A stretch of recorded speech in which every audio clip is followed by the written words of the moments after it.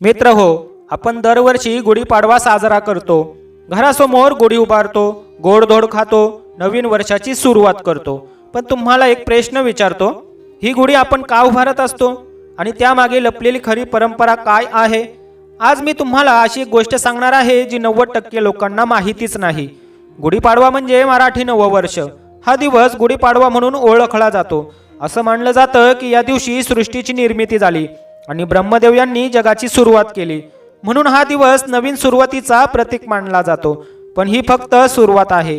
काही लोक असं सांगतात की भगवान राम रावणावर विजय मिळवून अयोध्येत परत आले आणि त्या आनंदात लोकांनी घरावर गुढी उभारली। ही गुढी म्हणजे विजयाचं प्रतीक, पण हेही पूर्ण सत्य नाही। खरं सांगायचं तर गुढीपाडव्याची जी परंपरा आहे ती फक्त सण नाही, ती एक संकेत आहे। होय, संकेत। पूर्वीच्या काळात लोकांना विज्ञान शब्द माहिती नव्हता, पण त्यांचं जीवन पूर्णपणे विज्ञानावर आधारित होतं। गुढीमध्ये आपण काय लावतो? कडुलिंबाची पाने, साखरेची गाठी, हळद कुंकू आणि रेशमी कापड। कडुलिंब म्हणजे नैसर्गिक औषध। कडुलिंब शरीरातील विषारी घटक बाहेर काढतो।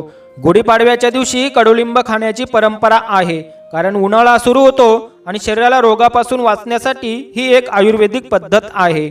आता सगळ्यात मोठा प्रश्न, गुढी उंच का उभारतात? पूर्वीच्या काळात जेव्हा गावात एखादा मोठा विजय व्हायचा तेव्हा घरावर ध्वज उभारला जायचा। ही गुढी म्हणजे विजय ध्वज, पण त्यात अजून एक गुपित आहे। गुढी घराच्या उजव्या बाजूला उभारतात, कारण उजवी बाजू सकारात्मक ऊर्जेची दिशा मानली जाते आणि गुढी उंच उभारल्यामुळे ती दूरवरून दिसते। म्हणजेच हे घर आनंदी आहे, सुरक्षित आहे असा एक संदेश। मित्र हो, आता ऐका 90% लोकांना माहीत नसलेली गोष्ट। पूर्वी गुढी फक्त आनंदासाठी उभारत नव्हते, तर वाईट शक्तींना दूर ठेवण्यासाठी उभारत होते।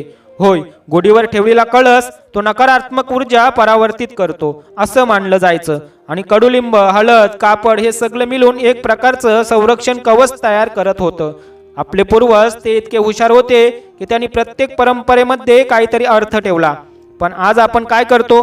फक्त फोटो काढतो, स्टेटस टाकतो आणि परंपरेचा खरा अर्थ विसरतो। मित्र हो, या गुढीपाडव्याला फक्त गुढी उभारू नका, तिचा अर्थ समजून घ्या, आपल्या मुलांना सांगा आणि आपल्या परंपरेचा अभिमान बाळगा।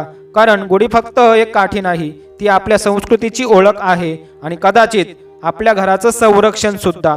जर तुम्हाला ही माहिती नवीन वाटली असेल तर हा व्हिडिओ शेअर करा, कारण आपली परंपरा जपणं हीच खरी प्रगती आहे। धन्यवाद।